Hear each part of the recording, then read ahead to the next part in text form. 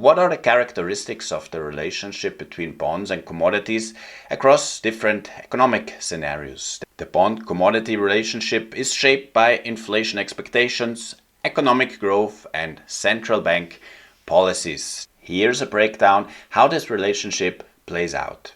In the first scenario, economic expansion or risk on. Commodities rise and bonds fall. During periods of strong GDP growth, demand for raw materials surges, pushing commodity prices higher.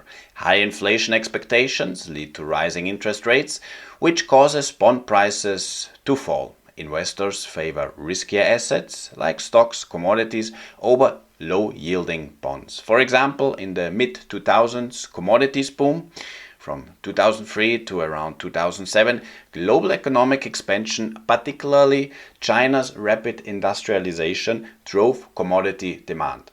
Oil surged from around $30 per barrel in 2003 to over $100 in mid-2008.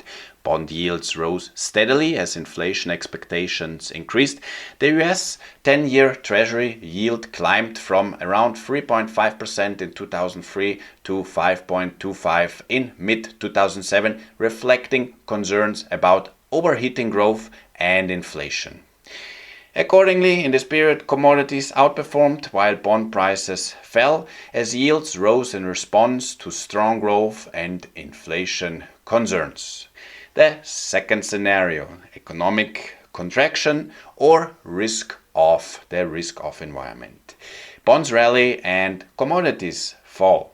In recessions or financial crisis, economic activity declines, reducing demand for industrial commodities.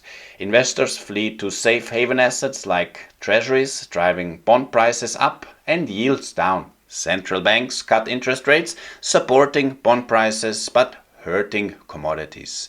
For example, in the 2008 financial crisis, the collapse of Lehman Brothers in September 2008 triggered a global financial meltdown. Oil prices collapsed from $147 in mid-2008 to around $30 by early 2009 as demand evaporated. Industrial metals like copper and aluminium also crashed due to falling global demand. US Treasuries soared with the 10-year yield dropping from 4% in mid-2008 to around 2% in early 2009 due to aggressive Federal Reserve rate cuts and investor flight to safety.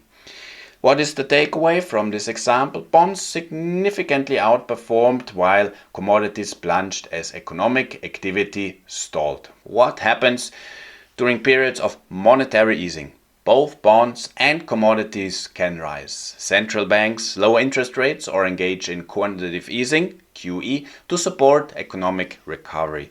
Bond yields fall due to rate cuts, boosting the bond prices. Commodities, particularly gold and oil, often rise as lower rates weaken the US dollar and increase inflation expectations. For example, in the COVID-19 pandemic, the global economy shut down, leading to an initial crash in commodities. Oil briefly traded negatively, minus $37 per barrel in April 2020 due to lack of demand and storage capacity issues. Copper and other industrial metals fell sharply but rebounded quickly. Gold surged past $2,000 per ounce in August 2020, benefiting from low rates and inflation fears. The Federal Reserve slashed interest rates to near zero and launched massive QE programs, driving bond yields to historic lows. The 10-year US Treasury yield fell below 0.5% in mid-2020, boosting bond prices. So what is the takeaway from this? Gold and bonds both thrived to monetary easing, but industrial commodities initially suffered before rebounding. What happens during an inflationary environment? Commodities surge and bonds sell off as yields rise sharply. When inflation accelerates, central banks raise interest rates, causing bond prices to decline.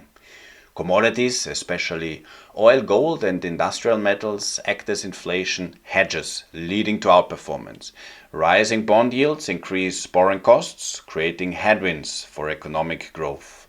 For example, in 2022, the inflation spike Due to post-COVID stimulus, supply chain disruptions, and the Russia-Ukraine war, it caused inflation to surge. Oil surpassed $120 per barrel, and industrial metals like nickel and copper spiked due to supply constraints. The Federal Reserve responded with aggressive rate hikes, pushing the 10-year Treasury yield from around 1.5 in late 2021 to over 4% in 2022, triggering a bond market sell-off. Gold saw temporary strength to around $2,070 per ounce in March 2022, but later declined as real yields increased. To conclude, bonds and commodities often move inversely. Commodities thrive in inflationary environments, while bonds perform well in deflationary or risk-off periods. Economic cycles drive their relationship. Commodities lead in expansions, bonds dominate in contractions. When it comes to central bank policy, which is a key driver, easing benefits both assets while tightening causes bond prices to fall and commodities to rise. Inflation is also a major factor. When inflation expectations rise, commodities gain while bonds decline due to higher yields. This interplay is crucial for intermarket analysis and, as you will hear later, also for sector rotation.